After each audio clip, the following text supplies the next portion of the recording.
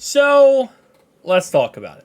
Because Linus Tech Tips just made his review of the Oppo Find N3 Flip, which is the direct competitor to this phone right here, the Galaxy Z Flip 5. And of course, there was a lot of critical, analysis when it comes to people being upset with the Oppo Find N3 Flip because it came out 6 months after the Find N2 Flip came out. So there was this like, whoa. Why is this phone coming out so quickly? We just picked up the Find N2 Flip. Why is the Find N3 Flip coming out so quickly? Well, that's because Oppo wanted to release a new phone.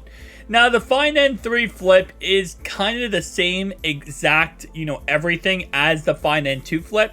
It just has better cameras. I believe it also has upgraded insides. So obviously a better processing unit, etc. So it's pretty much in all intents and purposes not really an upgrade you would get if you have a Find N2 Flip. But if you wanted to, get the best of the best, you would go with the Find N3 Flip. So LTT made a video about this, and I'll be honest with you. I'm starting to hate watching tech reviewers make videos on sponsored products. Like, as you guys know, all my phones I bought myself, right? And it's kind of this mentality, and not every single tech reviewer does this, by the way. There's a lot of great tech reviewers who get products where they get paid, or they either get paid for it or they get the product for free.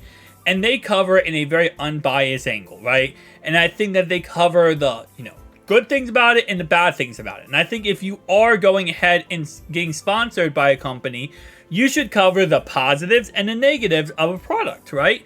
Because if not, and you just say the positives, well, all you're doing really then is just marketing the product to go be bought. You're not giving a correct, analysis whether the product is good or bad. And that's what LTT does in this video in Short Circuit.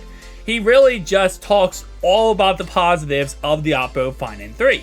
Now, I get it. Again, Flip. I get it because, he's getting paid to do that. But at the same time, it's like you should probably talk about some of the negatives. So first thing he talks about when he gets out of the box, of course, is this bad boy right here. There was like no crease on the Oppo Find N3 Flip. Are you new to the Oppo brand? Oppo or Oppo, whatever you want to call it here. I think it is technically pronounced Oppo, although every single tech reviewer calls it Oppo. I did for the longest time until I heard OnePlus CEO himself call it Oppo. So Oppo has been known for the no crease, right? We go all the way back to the Galaxy Z Fold 3 days and the Z Fold 4 days. How there was always a controversy. There's a crease in the middle, there's a crease in the middle. Oppo has always been known for having little to no crease on all their foldable, flippable phones. While again, this phone does have a crease. I don't think it's a big deal, but that is what Oppo is known for. That's actually how they got going when it came to the foldable phone industry. Was they got a lot of buzz around that. People were excited about that. Like, wow, the thing we hate about foldable phones is that crease, and you guys pretty much got rid of it. So that was kind of a weird point to bring out. Now again, he is just pointing out the fact, look, it looks good, it looks amazing.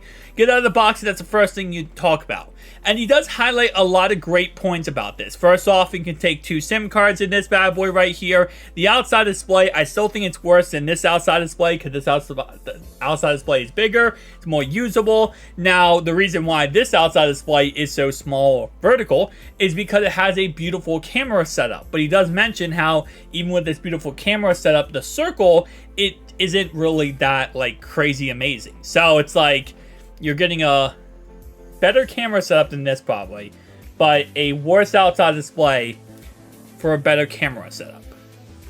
I would probably go bigger outside display and more usable outside display. Now, their outside display on their phone is plenty usable, and it really does look very amazing, and I gotta give them props for that. Again, I do love pretty much every single Oppo phone available that they have out there, right? I love the Find N3 Flip.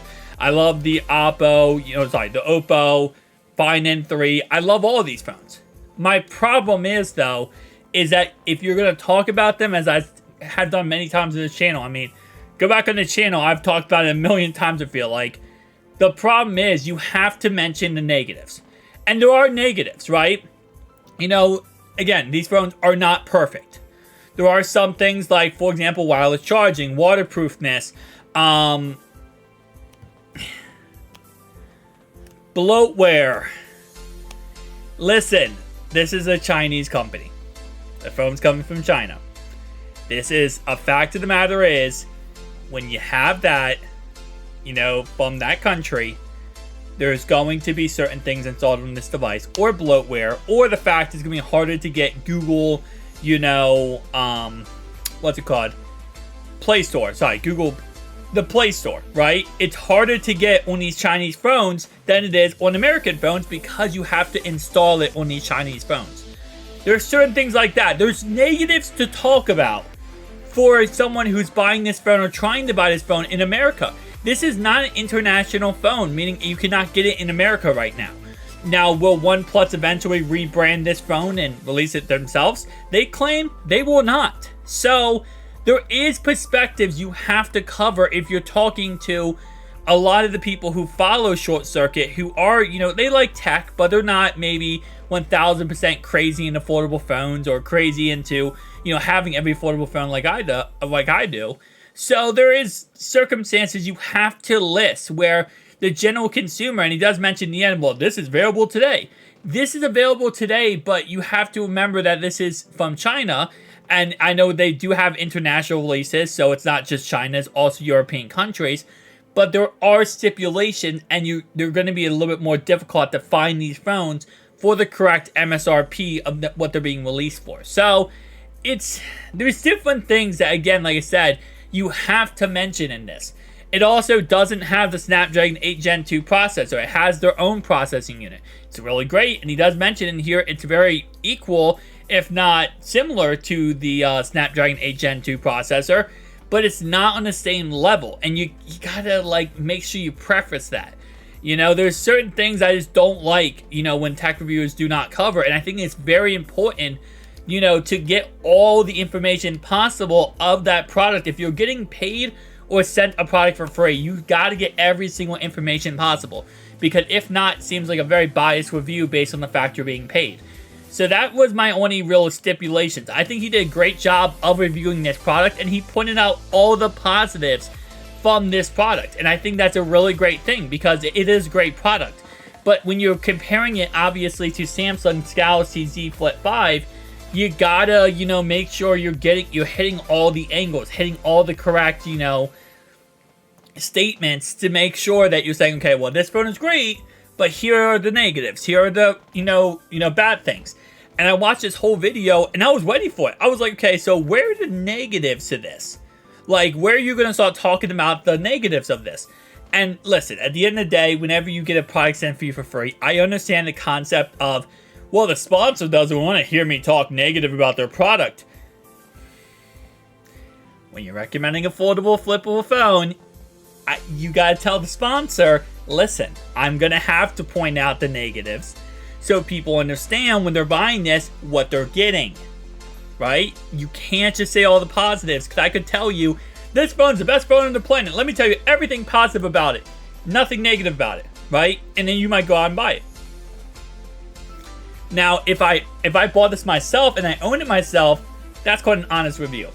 If Samsung is giving me this product and saying, hey, listen, I want this video up by the 3rd of November, I need you to say this, this, and this, and this, all these talking points. Also, by the way, we don't really want you to talk negative about our product here. That's a problem, right? If you personally are giving your honest review and you say, hey, listen, I love this phone, everything is perfect, there's nothing wrong with it, and you bought it yourself, and you use it yourself, like your daily driver, like I do these phones, I have no problem with that. But when you get sent a product and you're free, and you're getting paid for it, you gotta be honest with that. That's just my personal opinion. I'll see you guys in the next one. Peace out.